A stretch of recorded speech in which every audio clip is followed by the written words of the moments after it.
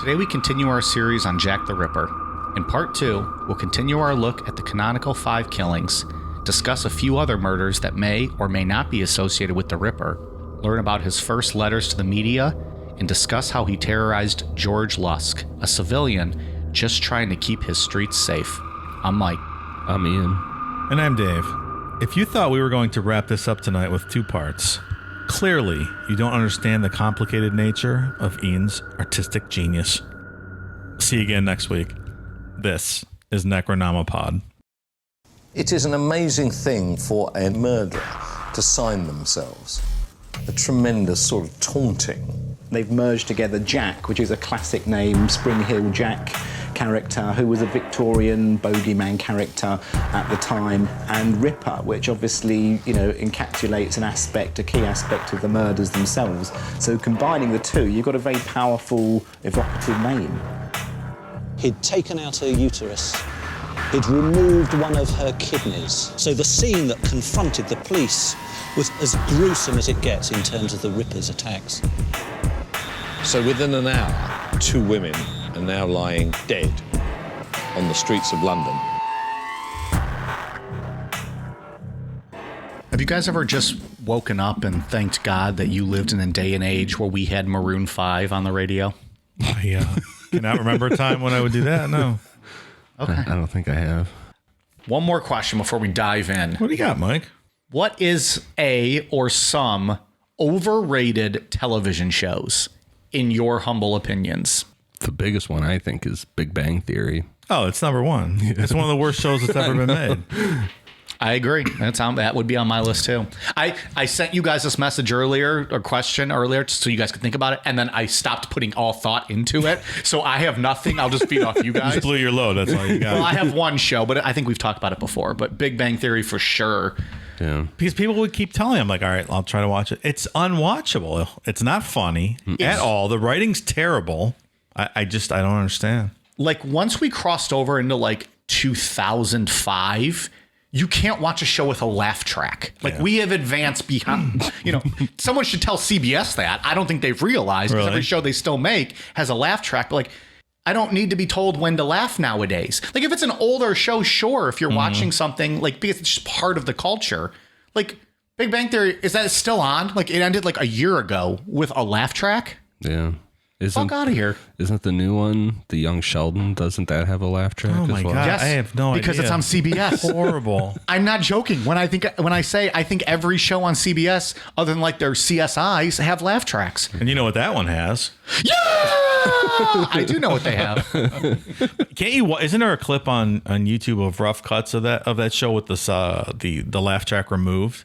And you're like, yeah, this is not funny at all. Yeah, I think so. It's Yeah. ridiculous. So yeah, worst TV show ever. Yeah, it's not good. Atrocious. Is it the worst TV show ever, or an awful show that is awful, that is also extremely overrated? Yeah, like worst, highest rated show ever. Yeah. Yeah, people love that shit, man. If I asked what the worst show ever was, do you have an answer? Like, it's probably something that lasted, half a season? Rough. I think I always go back to that show. I think we've talked about it before that you guys didn't remember, but Cop Rock, where it was like cops, but like doing musical dancing numbers during the show. It's the most ridiculous thing ever. Fucking awesome. How has that not been like a reboot? It's not awesome. Oh, okay. So Google or YouTube Cop Rock. So Big Bang Theory, most overrated show. Yeah, At least in Ian's mind, real quick. I'll give you my number 2. You're not going to like it. Scrubs.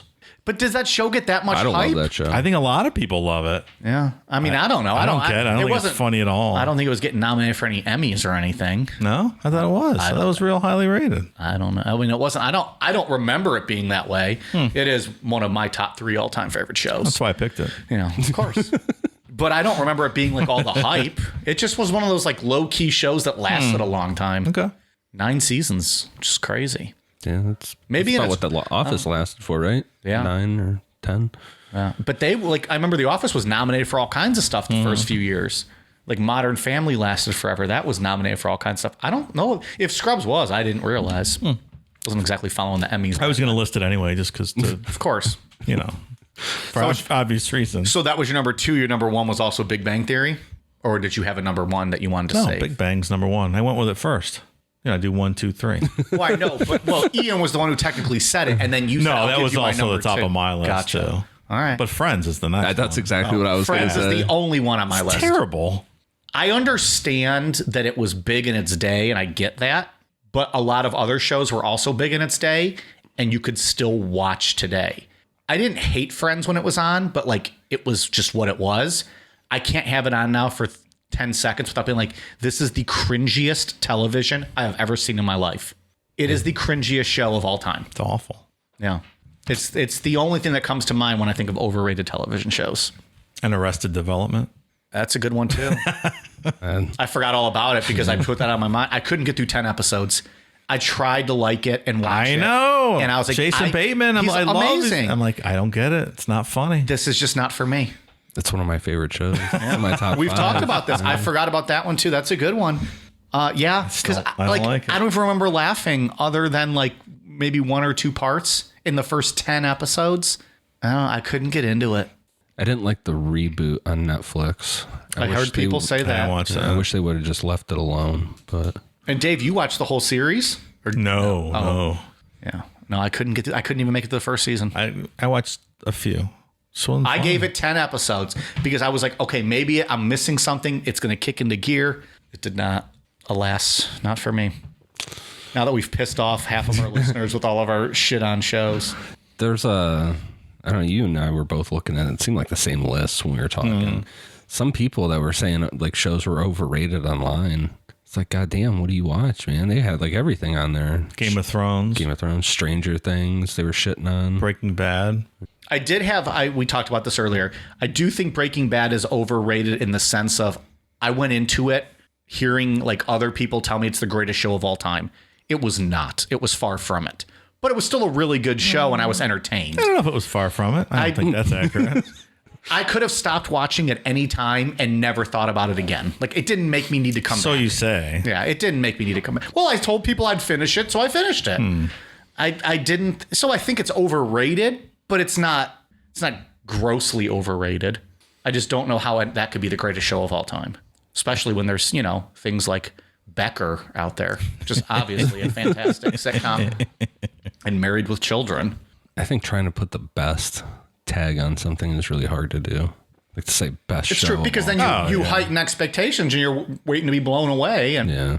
They always talk about the golden age of TV being in the 50s, at the dawn of television. But now is the golden age of television. There's so much great stuff in the past. well, there's 5-10 years. and on top, there's just so much stuff that there's all that trash, but like with all the networks plus like the Netflix series and all like the Amazon series and the iTunes stuff, there's just so much content that it has to be the golden age because there's literally something for everybody. Right. My reading really suffers these days because it's just so much easier and there's such great television programming on. Need I remind you, Dave, you said you would rid the world of books given the choice between movies, music, and books. So Well, I admit my laziness. I don't hide it. It's in plain sight. okay. I have one more. Go on. Let's Lost. Man, like Lost. That was silly. I really liked it, and then it was spoiled for me. So I was like, well, Fuck yeah. yeah, I'm like, fuck this show now. I mean, look, what's the point? I've been watching this forever. So yeah, that wasn't great. What about, I didn't watch Lost Night, but I know you guys like started Walking Dead and then you're just like, fuck, abandon ship. Like, this is awful. Yeah. I put up with it for a long time. And at some point, I'm like, I'm not watching this anymore. Yeah. That's how I was with American Horror Story. Like, they just get too goofy each season. I've never liked a season of American Horror Story. That's another one. It's not good. I like the There was first a 3 couple- episodes, and then I'm like, oh wait, this sucks. I stopped watching. So complicated and convoluted and weird. Like, if they just stuck to a basic script for like a season, Yeah. it'd be fantastic. There was a couple I liked, like the Freak Show one I liked, and then the hotel with Lady Gaga, like that was good. But like other than that, like the Roanoke was terrible. That was when I stopped watching. I don't think I even finished the season. I've never finished a season of it. I always watch neither. the first 3 episodes. I'm like, Those are only the good things of the show. Yeah. Watch the first 3 and then that's it. first episode, I'm like, all right, this is pretty cool. And then it just progressively gets worse. So I Agree. stop. Yeah.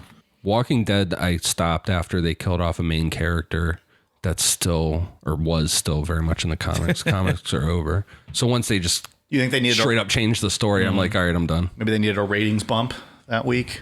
I don't know. I don't know how anybody still watches that show, to be honest. It's still on. Yeah. How about that Game of Thrones finale, huh? Am I right? I actually rewatched season 7 and season 8. Not that, was that like last month I did that? Is that the end of it? Yeah, season 8's the last one. So I watched both the last 2. I stand by my decision. I liked how it ended. I like how it ended. And you said it was okay. It was okay. It wasn't didn't ruin great it for you. It was sloppy writing, but I stand by my opinion. Okay. It was sloppy. I don't like how they did certain things. They left stuff, like you said, untouched. Like they would just like never wrap some things up. And just killing off in such poor and dishonorable fashion, like some of the best characters on the show. Maybe they want it to be real life. Yeah. Not everyone gets a great death. Wasn't great. Okay.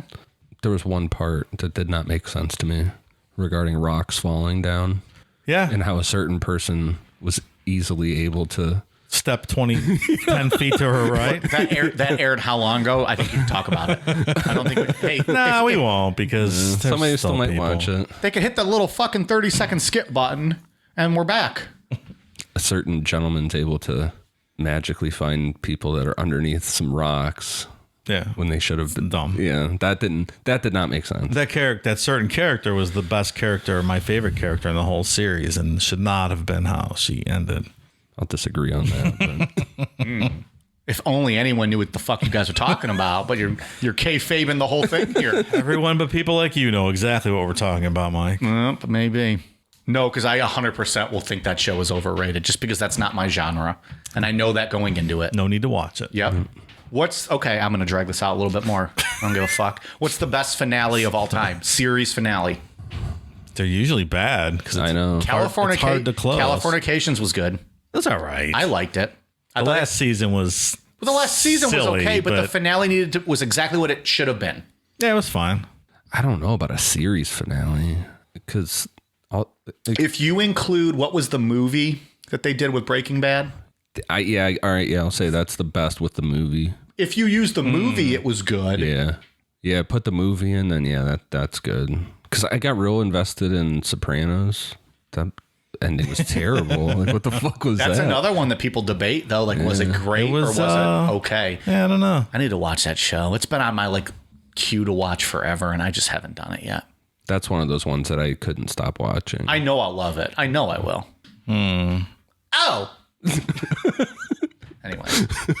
I don't really have a good I know. I threw that on you without warning. I really love that one season of Watchmen. I thought it ended fantastic, so I'll go with But then it just got canceled, too, right? Like, I didn't want to do another season, but it was perfect. Oh, it was his choice. Okay. One of the best seasons of television ever. Well, you know what's not the finale? Part 2 of Jack the Ripper. Where are we at? Love your segue work. Where we left off on part 1, we had just covered the first murder in the series of murders known as the Canonical Five, and the first 2 murders that showed up on the police's Whitechapel murders file. These, along with the murders that will occur after the Canonical Five, are debated on whether or not that they're Jack the Ripper murders.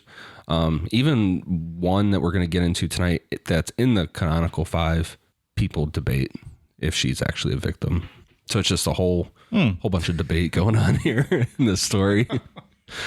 As the investigation into Mary Ann Nichols continued, police started hearing rumblings from sex workers about a guy that creeped them out that they nicknamed Leather Apron because he was always seen wearing a leather apron, which from what I was reading does not seem uncommon because there was a lot of slaughterhouses and this is, there's not really showers and all that kind of stuff. God. So after people were done in the slaughterhouses, they would just walk to their lodging houses in their apron and covered in blood makes and sense, shit. Yeah. I picture him as Daniel Day-Lewis in Streets of New York. Bill the Butcher, playing with that mustache, sharpening knives with his leather apron on.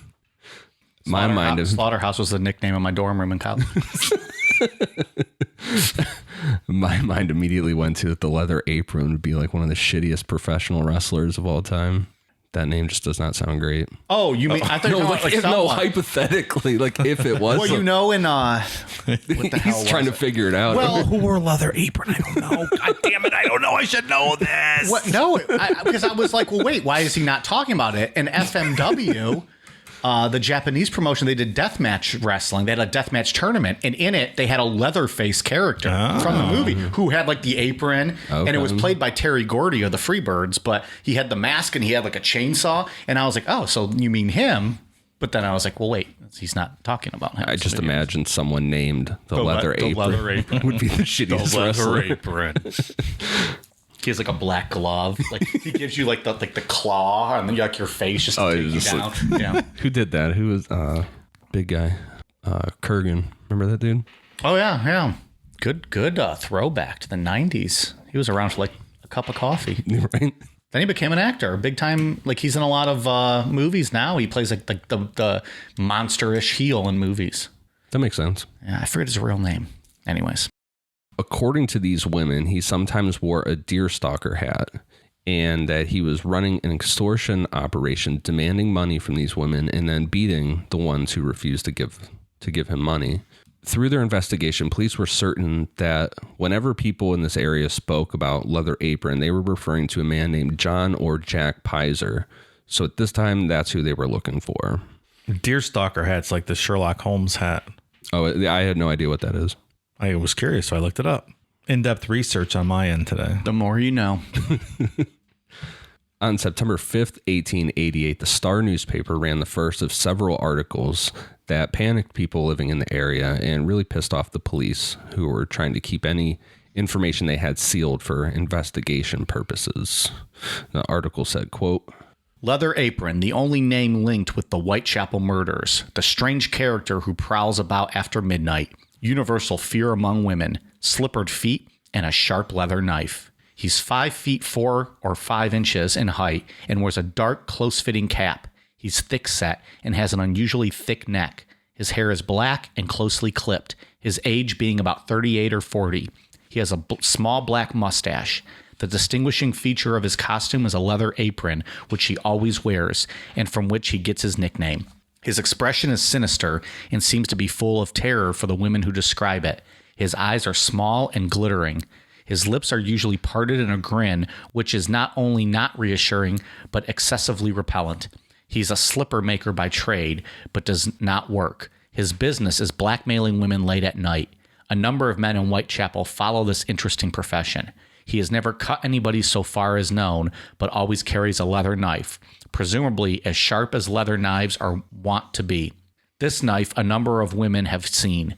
His name nobody knows, but are all united in the belief that he is a Jew or of Jewish parentage, his face being of marked Hebrew type.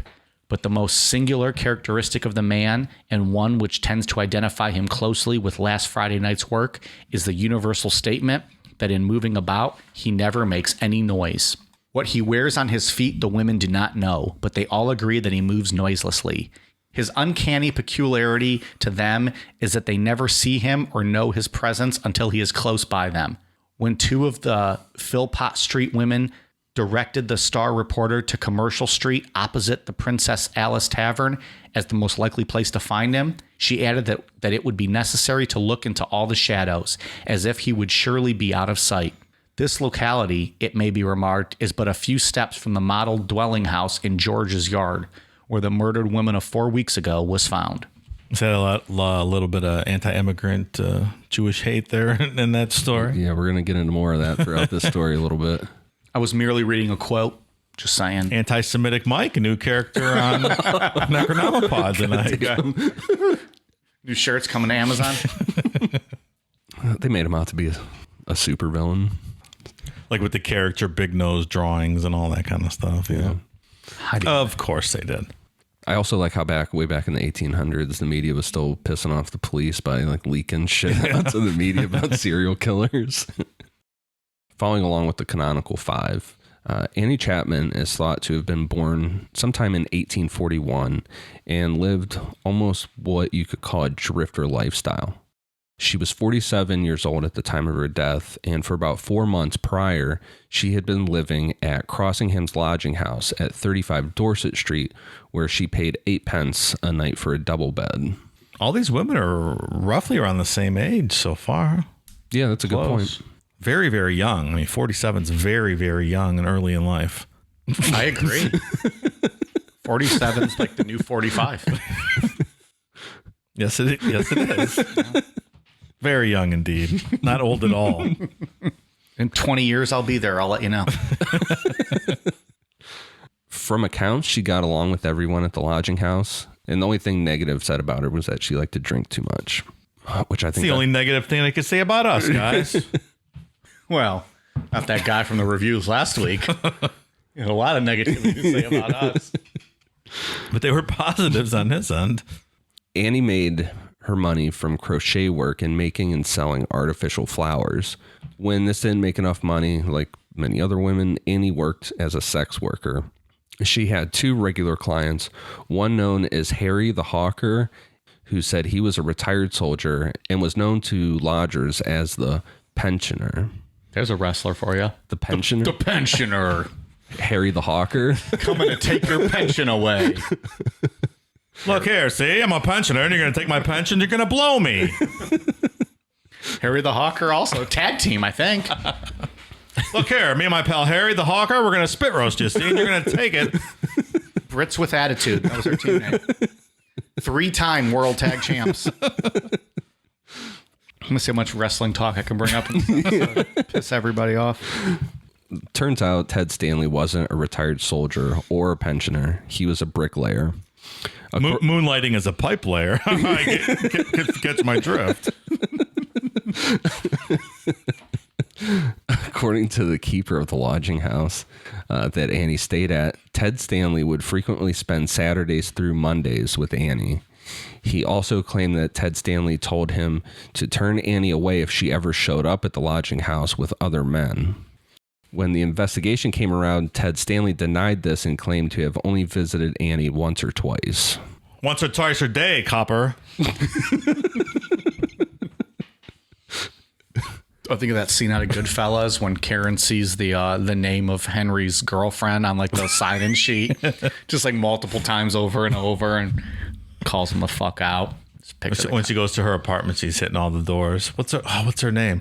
She's a whore. I want everyone in this building to know she's a whore. Oh, fuck. What is her name? I can't remember. Or sex worker, as we say on the show. Apologies. Well, you're just quoting the movie. Come on. Quoting the movie now. You can censor I can't remember her name. You can't censor Martin Scorsese. I'll draw the line right fair. there. Rossi. Janice Rossi. Janice Rossi. Boom. I just came a little bit. Sorry. I was so excited to remember that. It's your favorite movie. I was hoping it would come to you. Pretty shameful if it couldn't. You're talking about the most, like a specific line in the movie, remembering some girl who is on camera for 12 seconds. At some point in the month before her death, there had been a fight between Annie and another lodger named Elisa Cooper. According to Elisa Cooper in her testimony, she had loaned Annie a bar of soap, which Annie had given to Ted Stanley, who then used it to wash with. Over the next few days, Elisa asked several times for Annie to give her the soap back, with Annie supposedly throwing a penny or whatever the smallest coin or currency they had at the time there, and saying, quote, "Go get a half penny of soap." I believe a penny would buy you 2 half pennies of soap. Right? Well, women in math. Come on. Oh, boy.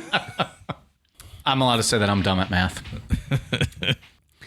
It's interesting that you would have to loan somebody a bar of soap back then. I can't even imagine how it was. We're not talking about the best dwellings, right? Hot commodity back then, just a bar of soap. I was actually reading a lot about this, and it said that like poor people in the 1850, 1880, that era we're talking about, the Victorian era, poor people would bathe once a year. So a bath once a year. I'd be pretty pissed if she was just letting people use my soap too, then I guess.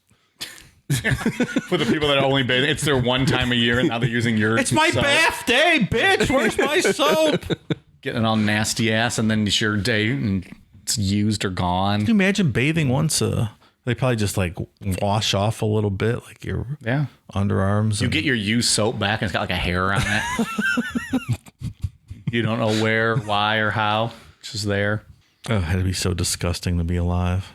I guess you'd be used to it. You wouldn't know. Yeah, you wouldn't know any better. Yeah. Ugh. Just the filth.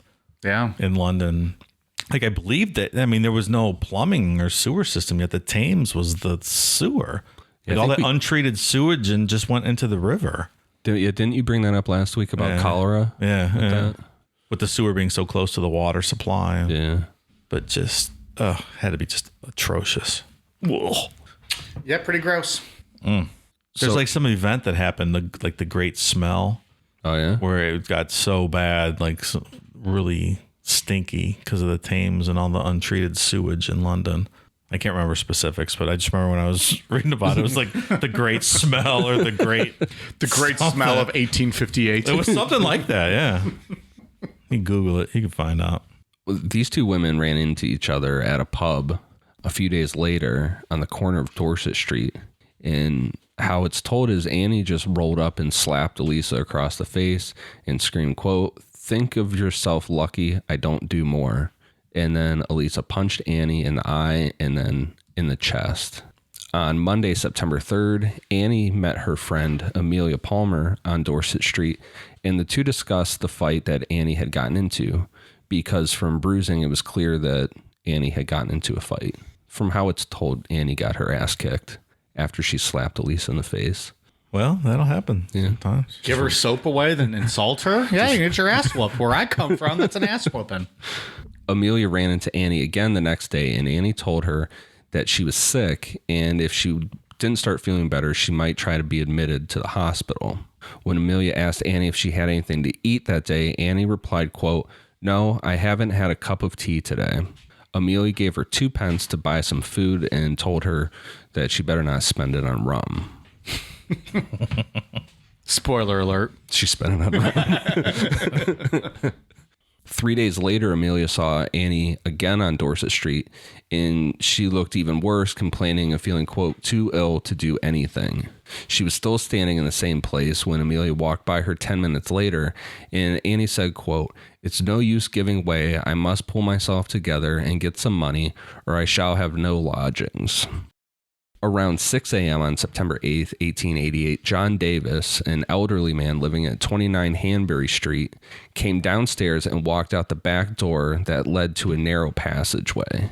And this was kind of confusing for me at first when I was reading this, because I'm like, is this an alley or like, what is this? Mm-hmm. I guess it was like this just really tight area, but there was a fence on the other side that led to like more of a property. Okay. But in the back door of this guy's house just led to like this little kind of walkway area with a fence on one side. Got it. I'm updating my visual imagery of the scenario. As soon as he stepped out, he saw Annie's body lying on the ground. He ran and found 2 random men and asked them to follow him back to the alley. And in the police report for this too, it's like these 2 guys were they were like kind of sketched out about the situation. They're like, all right, this guy just wants us to come follow him back. Yeah, like, sure, right. It'd be a little odd. Yeah. We're about to get fucking robbed. But they followed him back and saw Annie's mutilated body lying on the ground between the steps and the wooden fence. Her head was turned towards the house and her clothes had been pulled up above her waist. A handkerchief was still tied around her throat, which she was wearing at the time she was murdered.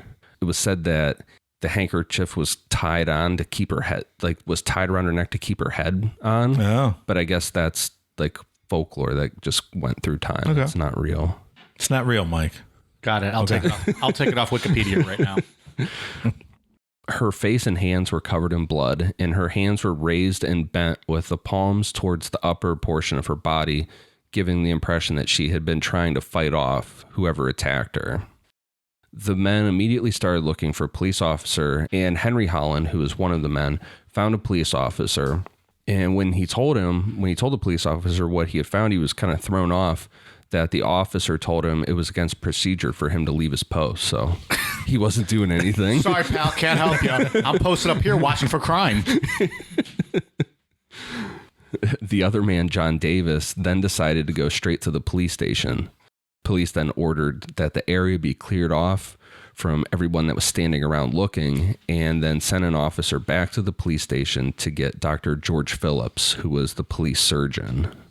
Dr. Phillips arrived at around 6:30 a.m., and this was his testimony at the inquest. The left arm was placed across the left breast. The legs were drawn up, the feet resting on the ground, and the knees turned outwards. The face was swollen and turned on the right side. The tongue protruded between the front teeth, but not beyond the lips. The tongue was evidently much swollen. The front teeth were perfect as far as the first molar, top and bottom, and very fine teeth they were. The body was terribly mutilated. The stiffness of the limbs was not marked, but was evidently commencing. He noticed that the throat was dissevered deeply, that the incisions through the skin were jagged and reached right around the neck. On the wooden paling between the yard in question and the next, smears of blood, corresponding to where the head of the deceased lay, were to be seen. These were about 14 inches from the ground and immediately above where the blood from the neck lay. Let me just say this is already not believable. Someone in 19th century England with perfect teeth. Surely you jest. I love how they make note, and very fine teeth they were. Yeah. That's your first clue. There it is. Jack the Ripper's a hoax. Dave solved it. Very fine teeth. A little before 7 a.m., her body was taken to the mortuary, where it was found that her abdomen had been cut entirely open, with a section of flesh from her stomach being placed on her left shoulder, and another section of skin and flesh, plus her small intestines being removed and placed above her right shoulder. Annie's autopsy also showed that her uterus and sections of her bladder and vagina had been removed. Oh, just butchered. Butchered, I tell you.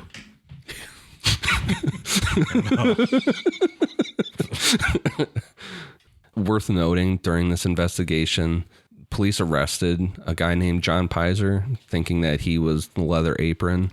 But John Pizer had a solid alibi for all their questions, and he was released. So that was really as far as they had gotten as far as investigating's gone. No other leads. One suspect and done. Yep. On September 27th, 1988, a letter was received by the Central News Agency in the city of London. At first, the staff weren't too concerned about the letter and waited 2 days before giving it to the police. This letter was addressed to, quote, the Boss Central News Office, London City, and it read, Dear Boss, I keep on hearing the police have caught me, but they won't fix me just yet. I have laughed when they look so clever and talk about being on the right track. That joke about Leather Apron gave me real fits. I am down on horrors and shan't quit ripping them till I get buckled. Grand work the last job was. I gave the lady no time to squeal. How can they catch me now? I love my work and want to start again. You will soon hear of me with my funny little games. I saved some of the proper red stuff in a ginger beer bottle over the last job to write with, but it went thick like glue and I can't use it. Red ink is fit enough, I hope. Ha ha. The next job I do shall clip the lady's ears off and send to the police officers just for jolly, wouldn't you? Keep this letter back till I do a bit more, then give it out straight. My knife's so nice and sharp, I want to get to work right away if I get a chance. Good luck. Yours truly, Jack the Ripper. Don't mind me giving the trade name. Wasn't good enough to post this before I got all the red ink off my hands. Curse it, no luck yet. They say I'm a doctor now. Ha ha. Yikes. This is something I honestly didn't know about this story because I didn't know a lot going into this. I didn't know he wrote multiple letters. So this really interested me doing the outline. I'm like, I didn't either. This is where he got the name then, this first letter. Yeah, this is it. Giving yourself a nickname? That's lame. Son of Sam. Yeah. You can't give yourself a nickname. All these guys give themselves a nickname. Zodiac. Yeah. Should be bequeathed to you. You're right. It should be based on some, keg stand or roof diving incident that happened when people knew you, right? Although in all fairness, I think I'd rather be Jack the Ripper than old Leather Apron. Yeah. That's not a great one. All right, so Jack's born. I guess that's not the worst thing he ever did. No. So in that letter, you already have that talk of a doctor, which that's a big theory at the end. The next victim was named Elizabeth Stride.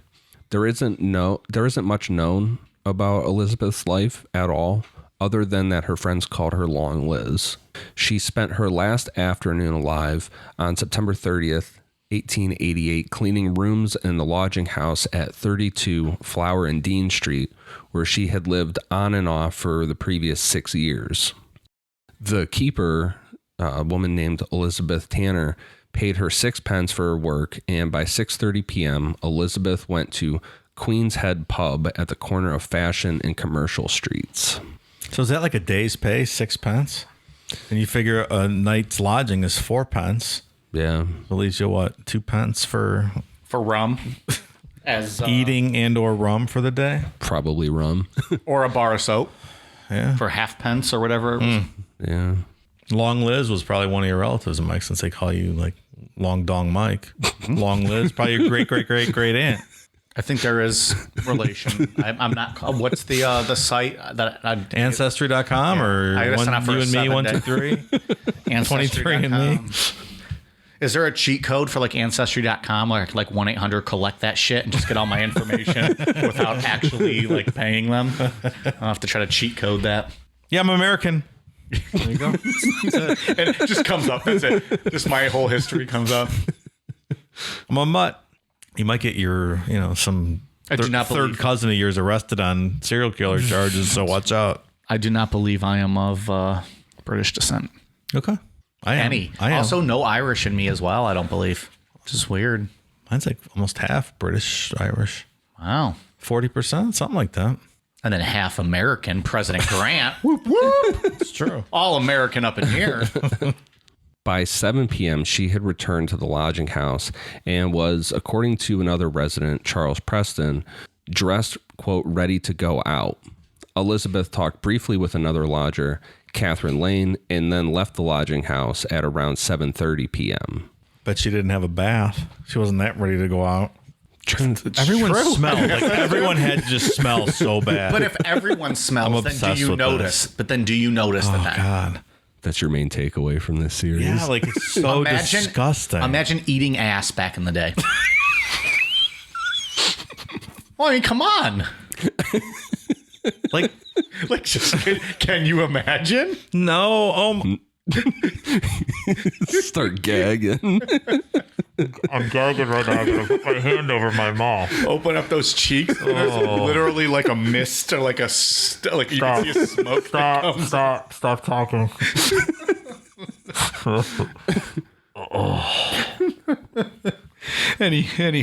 Moving. Yeah, did they have toilet paper back then? I mean, I'm sure they used something. Yeah.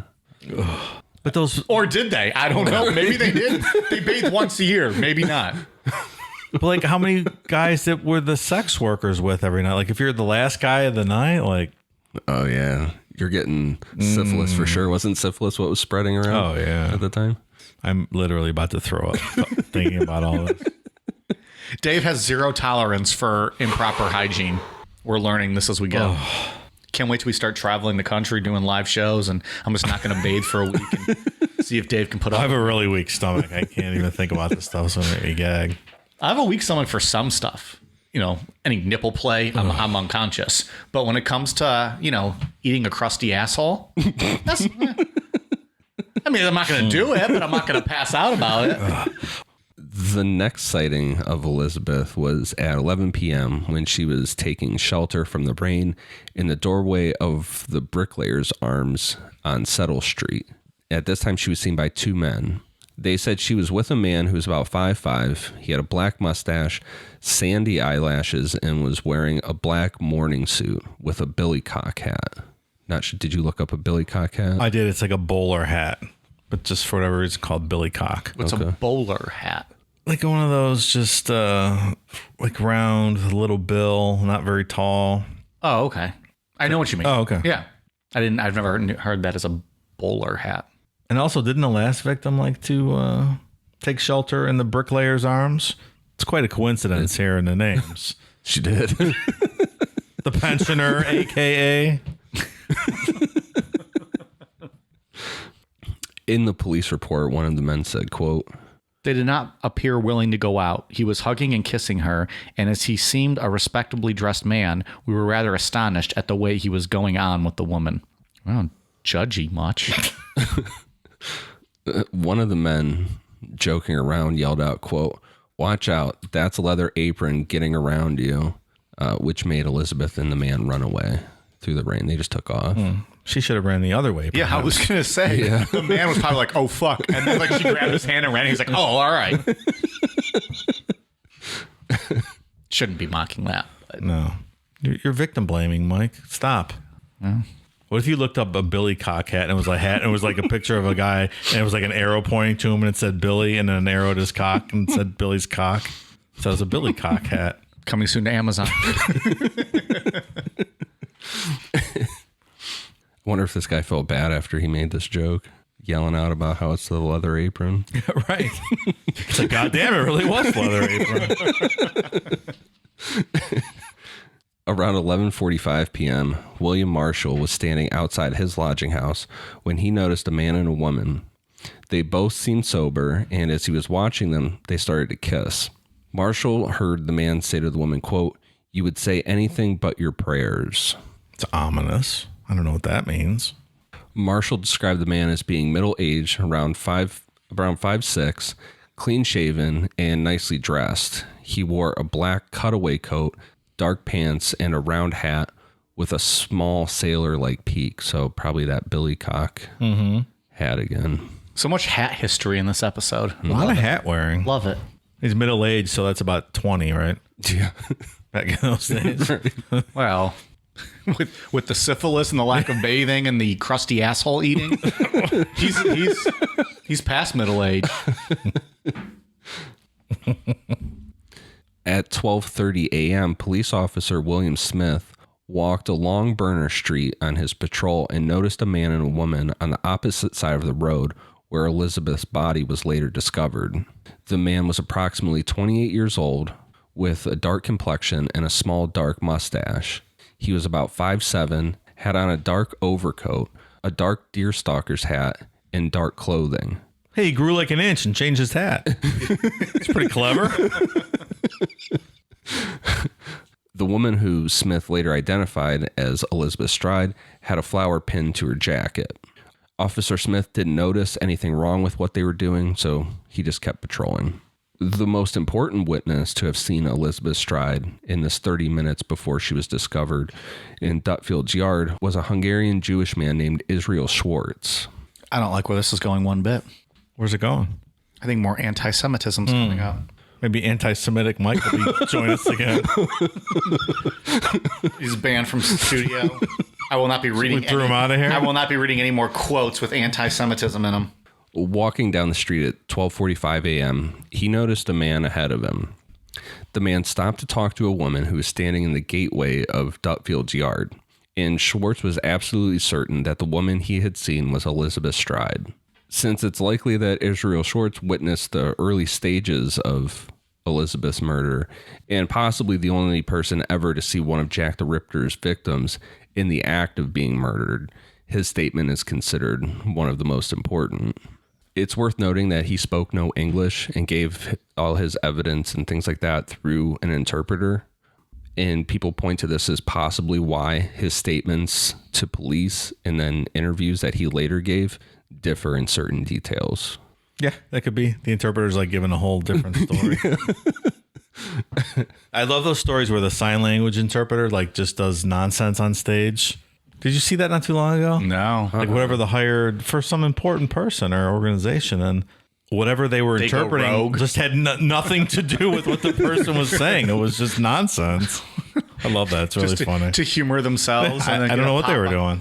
And no one knew. Remember the Curb Your Enthusiasm interpreter for the wedding? And they had her for the play for Fatwa. For the Fatwa, the musical? Yeah. She just got the huge tits. Larry's looking around, all the producers are watching her. He's like freaking out.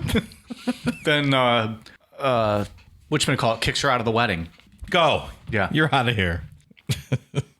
Ian's like, okay, then. I need to watch. Ian does not like Curb Your Enthusiasm. Speaking of overrated shows. I've never seen it. I need to watch. I've never seen an episode. The funniest show probably in the history of television. It's in the top 3. It's for in sure. It's in my top list. According to Schwartz, this man was about 5'5", around 30 years old, with dark hair, had a fair complexion, and a small brown mustache. He had a full face, broad shoulders, and appeared to be slightly intoxicated. That's me every day. Full face, broad shoulders, and slightly intoxicated. Morning! Can confirm. As Schwartz watched, the man tried to pull the woman into the street, but then spun her around and threw her onto the ground, where the woman screamed 3 times, but not very loudly. Schwartz thought that he was witnessing a domestic violence type incident, so he crossed the road, trying not to get involved. That's a tough call on those domestic violence. I mean, you're out, guy's roughing up his girlfriend, and you confront him, you get in a fight with the boyfriend. All of a sudden, the girlfriend he was beating is hitting you in the head with a bottle because you're beating up her boyfriend. Like, you know what I mean? Sounds like you have some tales to tell. I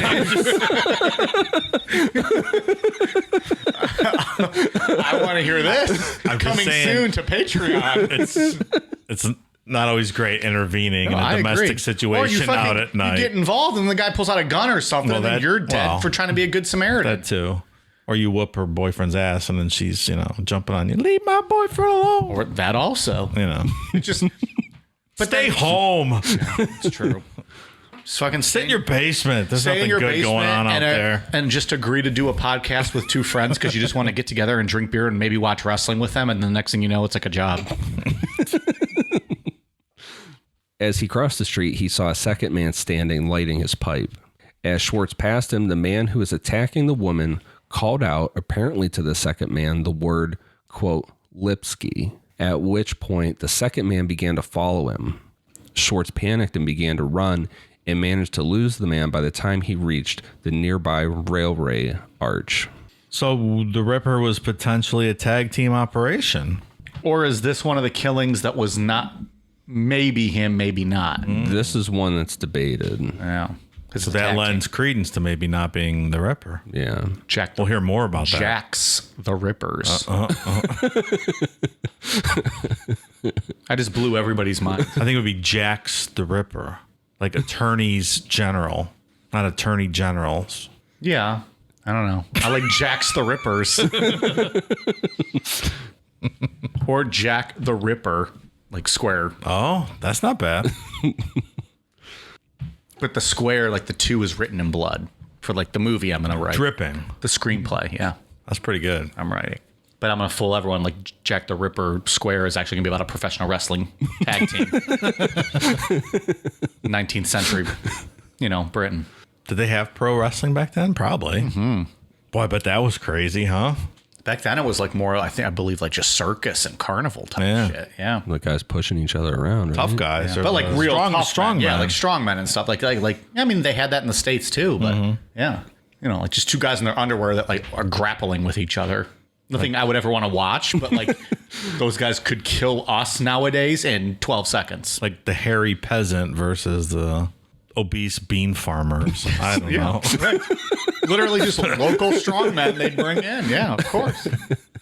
There would not be any Jack the Ripper gimmicks back at this time. Right. And if there was, they would have flew over Bruno Sammartino and he would have taken care of them. Might be about 100 years early, but still. According to Schwartz, the second man was about 35 years old, around 5'11", had a fresh complexion, light brown hair, a brown mustache, and wore a dark overcoat with an old black hard felt hat. What's a fresh complexion? I don't know. I was wondering that too. I don't know what that means.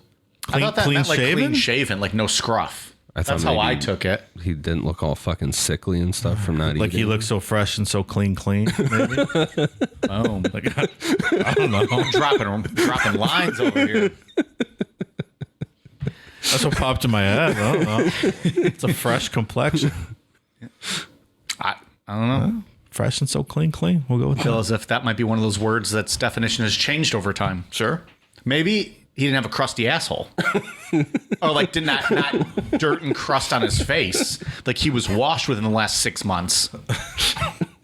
Unlikely. When he smiled, the crevices in his face didn't show dirt. Something like that. Gross. Maybe his teeth were obviously still yellow and huge and disgusting, but they didn't have like, broccoli growing out of them.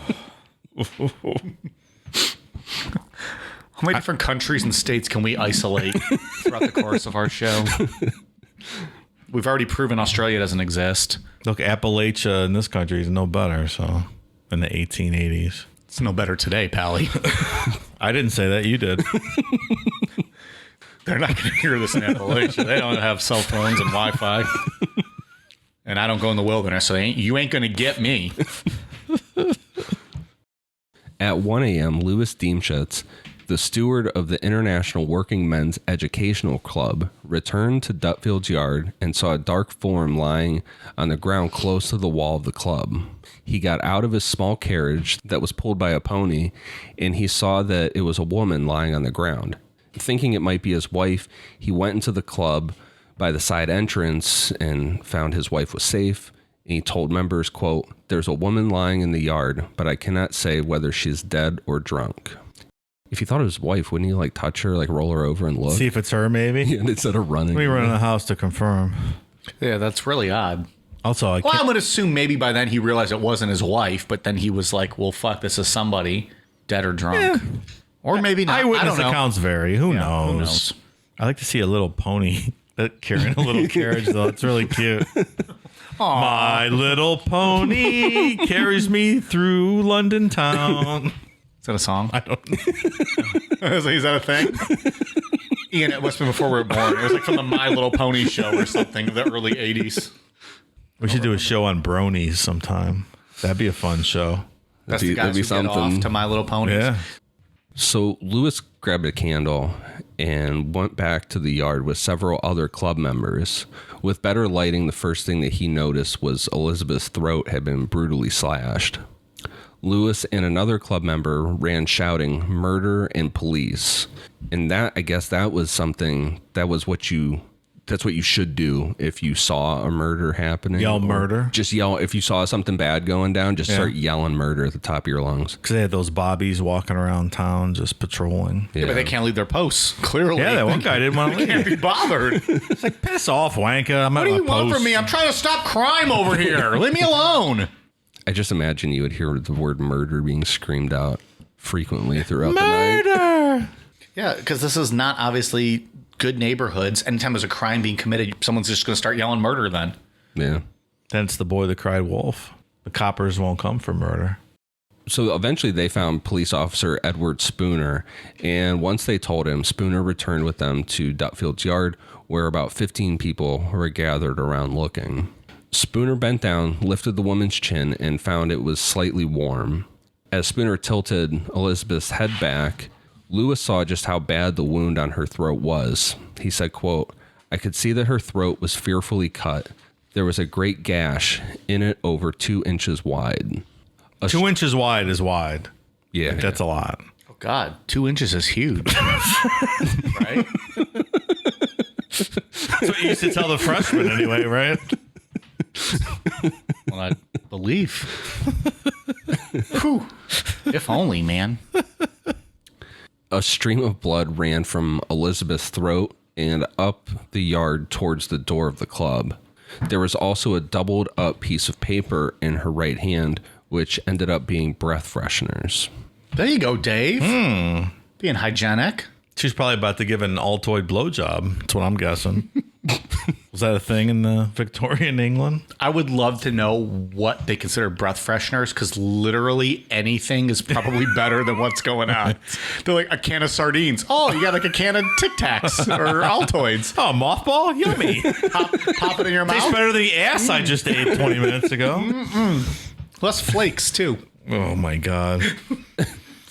It's like this thing that she has, like a piece of paper with, like, I don't know if it's some kind of like essential oils or something that would smell good on it. You just breathe. Oh, my God. What a horrible time to be alive. Well, and be poor. But that's always, being poor is a horrible time to be alive. Very true. A medical examiner arrived at the yard at 1:16 a.m., having pronounced Elizabeth dead, gave his opinion that she had been dead for about 20 to 30 minutes. He noted that she was wearing a silk scarf, the bow of which was turned to the left and pulled tightly.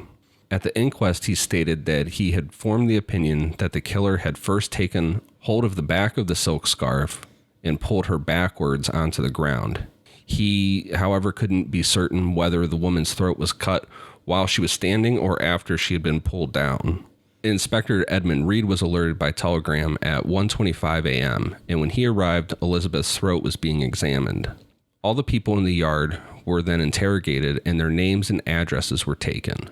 Once they gave a satisfactory account of their movements that night, and their hands and pockets had been searched, they were allowed to leave. At 4:30 a.m., Elizabeth's body was taken to St. George's mortuary. And like you brought up, Mike, this is one that people debate if she really was a Jack the Ripper victim or not, because there was no mutilation involved. Her throat was just slit. It's not his MO. Isn't it easily possible that someone may have been coming and interrupted him, though? I think so. That's a likely reason for that, huh? Yeah. I think with any of those, like it was a populated area. Happened, yeah. He just had to, get out, or, I think there's even one we're going to get to here in a bit where it could have been him. But, things happen. You get nervous or startled and you just take off. And the thing about the two people, the police considered that Israel Schwartz got to be a very credible eyewitness. And he had the guy following him, the second man following him. So that would lead you to think this might not be a Jack the Ripper murder. Yeah. We'll be right back. The next murder on the Canonical Five is Catherine Eddowes. It's pretty crazy. Catherine's murder also happened on September 30th, 1888. At more or less the exact moment that the body of Elizabeth Stride was being discovered in Dutfield's yard, Catherine Eddowes was being released from a police station in the city of London. At around 8:30 the previous evening, Catherine had been entertaining people outside 29 Aldgate High Street with a drunken imitation of a fire engine. What does that sound like? What did a fire engine in 1888 sound like? I don't know. It was like a guy yelling off the back of the truck. Hey, move the fuck out of the way! I don't know. All right, fair enough. She took a bow and then laid down in the middle of the street and went to sleep. Also, what the fuck's a fire engine? A big, cabin being pulled by, 8 horses? Yeah. Absolutely. I don't know. When police came by, they asked if anyone knew who she was. No one did, so she was taken to the police station. Better than sleeping on the street. Yeah, it doesn't seem like a very good life decision in Whitechapel. Trampled by ponies and horses and... Oh, God. Laying down in the shit that's... running down the street that someone threw out their back window. The shit everywhere! At 1:35 a.m., 3 Jewish men, Harry Harris, Joseph Chaim Levy, and Joseph Lewin left the Imperial Club on Duke Street and noticed a man and a woman talking quietly together. The woman had her back to them, but they could see that her hand was on the man's chest. Levy was immediately convinced that the couple was up to no good and out loud said, quote, "I don't like going home by myself when I see these sorts of characters about." Because it makes his pee-pee hard and he has to go home and take care of himself. Mind your business, pal. They were just quietly talking. Yeah, what are you worried about? He didn't pay that much attention to them, although he did say that the man may have been 3 or so inches taller than the woman. I see a man and woman talking together. I got to go home and play with my pee-pee. Knock it off. Joseph Lewin paid a little more attention, but he did not see the woman's face. But he was almost certain that her clothing was the same clothing that was worn by Catherine Eddowes when he was later shown it at the police station. The street lighting wasn't good, but he caught a brief glimpse of the man's face and was able to provide police with a description. He had the appearance of a sailor and was about 30 years old. He was 5'9" and had a medium build. He had a fair complexion, a small mustache, and he wore a reddish neckerchief tied in a knot and a gray-colored, loose-fitting jacket, and had on a gray peaked cloth cap. For a brief glimpse, Jesus Christ. That's a hell of a description, Pally, for a dimly lit area where you got a brief glimpse. That's a great point. Yeah. That's the most detailed description we've had thus In far. any story we've ever told in the history of Necronomipod. Oh, I got a brief glimpse. It was dim lighting, but here's what he was wearing from head to toe. I think I saw 2 beads of sweat above his left brow and a drop of drool rolling down his left chin. Fair complexion, small mustache. You wore a reddish neckerchief tied in a knot, gray colored, loose fitting jacket, had on a gray peaked cloth cap. But I barely saw him. You should start wearing a reddish neckerchief, Mike. Look pretty cool on you. I'll do that. No problem. I'll just sit here and fucking sweat for my neck all night long. With that exact outfit. That's right. My Miller Lite t-shirt. Like you wore that tie around your neck for your YouTube video. Well, you got to look professional. Since Catherine's body was discovered just 15 minutes later in Mitre Square, a few steps away from where Luen saw the couple, there's a high probability that the man that he saw was Jack the Ripper. At 1:44 a.m., a police officer patrolling made his way into Mitre Square and immediately saw Catherine Eddowes laying on her back in a pool of blood with her clothes pulled up over her waist. Police called for a medical examiner, and at 1:55 a.m., Dr. George William Sequeira arrived at the scene. Dr. Sequeira told the inquest that her death would have been immediate once the murderer had cut her windpipe. He was of the opinion that the murderer possessed no great anatomical skill, that he only had a basic knowledge of anatomy, which is interesting because a lot of people today think that Jack the Ripper could have been a doctor. Like, there's a lot of people who fully believe that theory. Could this have also been, though, like what Dave touched on earlier, and this is what I was alluding to, like maybe he got scared off, like something started happening, so he was like quick or sloppy with his work and took off. Like, I don't know if that necessarily, cancels this out as being a Jack the Ripper. I think what he's saying, what this guy's saying is that all the injuries that happened, like all this mutilation we're going to get into, wasn't that the person didn't have to be skilled to pull it off, like the removing of the uterus and things like that. Well, isn't it also true that a lot of doctors in the 1880s weren't all that fucking skilled? Like all of the ones that killed President Garfield that Mike so eloquently told us about. This is true. Also true. I mean, where was the bar? Yeah, the name is still doctor, but it has a very different meaning than today, right? Like they weren't, they didn't know everything. They were bleeding people and doing all kinds of shit. Yeah, I agree. So, I did. Yeah. I mean, I think that's fair argument when they're putting the investigation together. I just don't know if that necessarily cancels it out that it's him. Yeah. In my opinion. Catherine's throat was severed and her abdomen was ripped open by a long, deep, and jagged wound before her intestines had been placed over her right shoulder. The left kidney and the major part of the uterus had been removed, and her face had been disfigured with her nose severed, her cheeks slashed, and cuts measuring 1/4 inch and 1/2 inch vertically cut through each of her eyelids. Things with eyes fuck me up. I can't do eye shit. A triangular incision, which pointed towards Catherine's eye, had also been carved on both of her cheeks, and a part of her right ear was later recovered from her clothing. Remember, in that previous letter, talked about cutting off an ear. Yeah. And so from here, this is where they start their investigation. And this is probably the biggest, I guess, physical clue of Jack the Ripper, whether it's coincidence or not.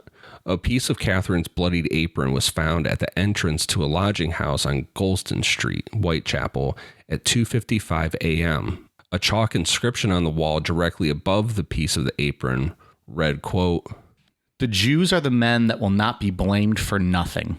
Is that right? Anti-Semitic Mike. Is that what you have to say? Hey, anti-Semitic Mike, get the fuck out of here now.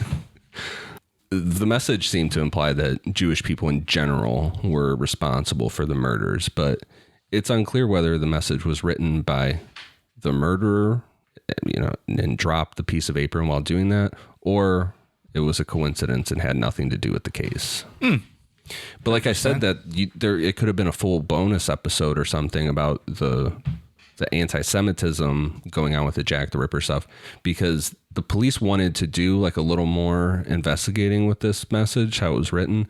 But Inspector Edmund Reed was like, absolutely not, wash it off now, because he was afraid that there would be some like potential riots or fighting that could get to riot level between people, the Jewish community and the rest of the Whitechapel area. Look, the anti-Semitism goes back thousands of years. I mean, that's a whole 10-part series in and of itself. Not coming soon to Necronomipod. Nope, not going to happen. That. Early on the morning of October 1st, 1888, police made the Dear Boss letter public. And then later in the morning, a postcard was written in a similar handwriting to the Dear Boss letter, which arrived at the Central News Agency. This too was written in red ink, but this one appeared to have bloodstains on it. The writer had not put a date on the postcard, but it did have a postmark, London E, and in this part, it was dated October 1st. The postcard read, quote, I'm not codding, dear old boss, when I give you the tip. You'll hear about Saucy Jackie's work tomorrow. Double event this time. Number 1, squealed a bit. Couldn't finish straight off. Had not the time to get ears for police. Thanks for keeping last letter back till I got to work again. Jack the Ripper. Saucy Jackie. Saucy Jackie is interesting there. That's quite a name there. Like what? He should have been named Saucy Jackie throughout history. That's way better than Jack the Ripper. It is Saucy better. Jackie. I'm still not a fan of this guy giving himself his own cool nicknames. He's trying. He probably rethought it. Like, I don't really love Jack the Ripper. Let me do Saucy Jackie. Yeah, right. Remember David Berkowitz did that with Son of Sam stuff? He gave himself a million nicknames. He was like, you can call me all this stuff if you want. That's right. They were all like really good fucking names. That's right. David Berkowitz had branding down. This brings us to a guy named George Lusk. Lusk had been constantly in the newspapers in the first 2 weeks of October because he had set up a civilian vigilance patrol with the police. Like the police endorsed this. This was a group effort. In addition, he had also addressed several public meetings and had been actively soliciting the Home Office, urging them to rethink their stance on not offering a reward for more information that would lead to the killer being arrested. At 4:15 p.m. on October 4th, 1888, a man who the newspaper reported as having a, quote, florid appearance turned up on George Lusk's doorstep. The man was about 5'9", was around 30 to 40 years old, and had an unkempt brown beard. The man was told that George Lusk was at a nearby tavern, so the man headed to the tavern and found Lusk and started asking him tons of questions about the patrols taken by members of the Mile End Vigilance Committee. The News of the World reported on this saying, quote, The stranger's appearance, however, was so repulsive and forbidding that Mr. Lusk declined, but consented to hold a quiet conversation with him in the bar parlor. The two were talking when the stranger drew a pencil from his pocket and purposely dropped it over the side of the table, saying, "Pick that up." Just as Mr. Lusk turned to do so, he noticed the stranger make a swift, though silent movement of his right hand towards his side pocket, and seeing that he was detected, assumed a nonchalant air, and asked to be directed to the nearest coffee and dining rooms. Mr. Lusk directed him to a house in the Mile End Road, and the stranger quietly left the house, followed by Mr. Lusk, who went to the coffee house indicated and found that the man had not been there, but had given the pursuer the slip by disappearing up a court. So he's trying to pull something from his pocket?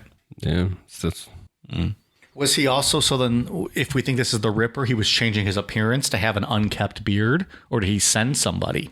This goes back to like were there more people involved? Because that's weird that he's going to change his appearance. Florid means red or flushed complexion. Which would not be, what did they say earlier? What was the term they used? We were debating fresh. fresh. And so clean. So I don't know. No, that doesn't jive. This does not sound.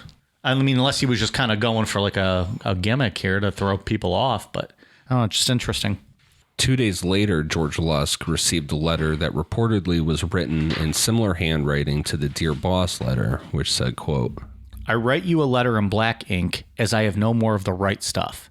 I think you are all asleep in Scotland Yard with your bloodhounds, as I will show you tomorrow night, Saturday. I'm going to do a double event, but not in Whitechapel. Got rather too warm there. Had to shift. No more till you hear me again. Jack the Ripper. Not long after that, George Lusk got another postcard that said, quote, Say, boss, you seem rare frightened.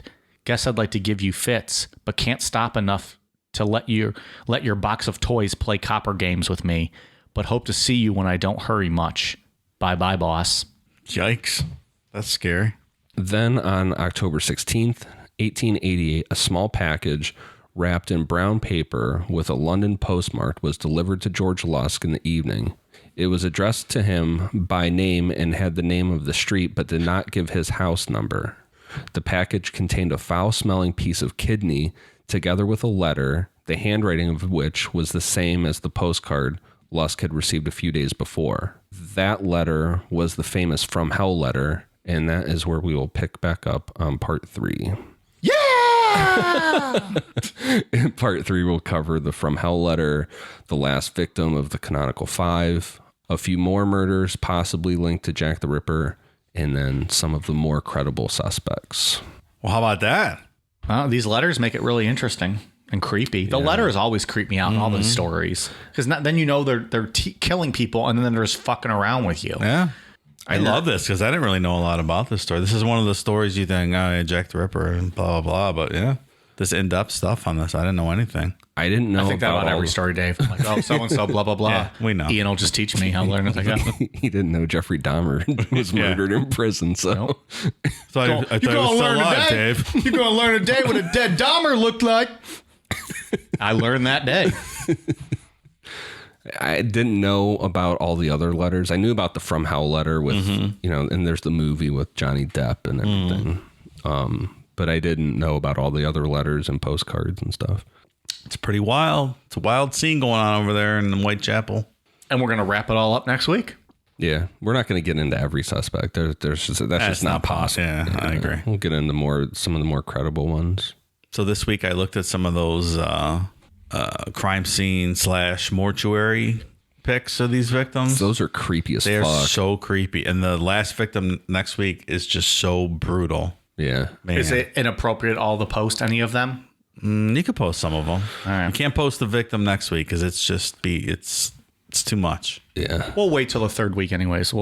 Maybe we'll see. We'll get some of them posted out there. But yeah, very creepy. I think what I'm finding most interesting about this is the signs of, or the behavior he has that is consistent with modern day serial killers. Some of the things that he does.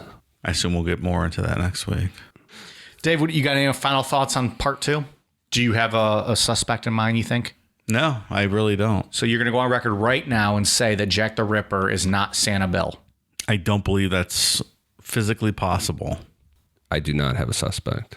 It's not Santa Bill, though. Pretty confident. Is it H.H. Holmes? Ooh. Is it Albert Fish? I don't know. Albert Fish, that's interesting. Is that theory out there? I don't know. I'm just making stuff up at this point. Which one was Albert Fish? What'd he do? What was his gimmick? I don't think it was Albert Fish. No. He just Buck, hands up, Mike. Oh, yeah, no. Sack of potatoes No, over. these women were way too old for him. Yeah. This is true. See, you guys don't fucking ask me that on trivia. If Albert Fish liked kids or not. I wouldn't have known until you said Buck hands up. I wouldn't have remembered that. I will never forget Buck hands up. That is traumatizing as shit. Just the name. You don't even have to really, you just hear that name and you know, oh, that doesn't sound great. No. It sounds super weird. Yeah. All right, Ian, you got any thoughts on part 2 here, or saving it all for the finale? Like I said, then the letters were really interesting. I like these episodes. I like these subjects I don't know much about, and I learn as I go along with the story. Yeah. So the letters and the postcards make it really interesting. Yeah. Just because there's just that added, I don't know, deceitfulness to it. Like you fucking hate them even more. They're arrogant. They're cocky. They're calling their shots. Like, hey, look out for this. It's going to happen this weekend. That's what I meant when we'll get into it next week when I said like behavior that's consistent with modern day serial killers, because like the language in some of those letters is really similar to stuff that, you know, Son of Sam would say or some other guys would say. Could Jack the Ripper be a more modern day serial killer who time traveled back? Ask Andrew Basiago about that. What would he have to say? That's right. Do you know who that is? We discussed him at some point. Do you know what he did? Made good garlic bread. He was the time traveler. That's right. God damn it. Oh, he's the guy that ran for office and still runs for office. Yeah, that's right. Over and Did over you say again. garlic bread? Basiago. Oh, he makes a garlic bread. He's my cousin Vinny's father-in-law. Oh. Was that a bonus show or did we cover that? I can't remember. No, that's a full show. Like a month and a half, 2 months ago. Yeah. I remember him now. He was the guy that he runs for president every 4 years. Yeah. Him and Obama. That's right. We're on Mars like together. Camped together on Mars. And everyone that was there has always been president except for this guy. Yeah. So come on, motherfucker. It's your turn. All right. We got some patron shout outs. Let's dive in. Thank you very much to Cleric of Vecna, PJ Baker, Jack Atlas, Mitzi Jedry, DJ D in the CLE, Danielle, Taylor Freehan, Jack Delacour, Jackson Hanna, Melissa Allen, Sarah Hamadel, Matthew Klee, Joe Roberts, Haley Loff, Angela Hedworth, Frothy Nipple Splatter, Bray Miller, Shawn Michaels Bulge. God damn. Mike is visibly excited now. Andre Juarez, Andrea Dawes, Caitlin Cesario, Jeremy Horton. Oh, hey, Jeremy. Miles, Dusty Mitchell, Lauren Chicalaby, Lauren 821, Raymond Adkins. Mike is Ian's boy toy. Is that a shout to Shawn Michaels theme song? I think it is. I'm just a sexy boy. I'm not your boy toy. Isn't it Sherry Martel in the background in that? The original, but not modern day. Yeah. It's all Shawn. Come on, Ian. I knew that. I was just asking that. Allison Bubar, Sam Squanch, Blue Steel, Ty Panchinson, Charlotte Mayer, Tongue Punch My Fart Box. Dave will do it, especially if it's 19th century Britain fart box. Douglas Castano, Sean Sanborn, Gabby Williams, Crystal Bird, Jennifer Finley, Alex Perez, Jason Hewitt, Travis Miller, Sienna Beckingham, Katie Harrison, Maddie S., Jennifer Patton, The Killing, Pumpkin Eater 69, Dang Gleesack, Reagan, Brett Anderson, Compact Boy, Emma Gunn, and Pants McPantons. Dangly sack. And it's spelled out so perfect. It's Dang Glee Sack. Bravo. Well done. Bravo, sir. All right. Thank you very much. We are at patreon.com/Necronomipod. If you search us on Patreon, we don't pop up because we're an adult content show. So you just will have to type it in or Google search it. We don't even hardly say cunt. Why are we an adult show? There's like, one cunt every month or something. Come on. This cunt, is that the barometer for what makes you an adult show? Seems like the most offensive word. Not in Australia, though. Those guys love saying cunt, calling each other cunts. That's probably the most offensive word over here. Yeah, not over there. They love it. To me, the most offensive word is Australia. Is that right? No. Fuck them. So anyways, that's what I got. What do you guys got going on? For iTunes, I have one for Bam Burl, Sarah Russell 86, Michinoku Drunk Driver. So Taka Michinoku used to be a wrestler, and his finishing move was the Michinoku Driver. Mm-hmm. He made it extra.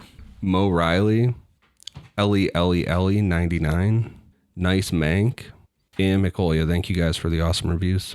A lot of good reviews this week, I saw. Mm-hmm. Awesome. We'll take it. Dave, you got anything else? No, I don't have anything. No? No, I don't have anything. Go ahead. All right. Twitter, Instagram, Facebook, YouTube at Necronomipod, Necronomipod.com, Amazon.com, search Necronomipod, and Patreon.com/Necronomipod. We appreciate all of your ongoing support. Thank you so much. We'll see you guys next week. All right. You guys ready for a cool down beer? Cheers.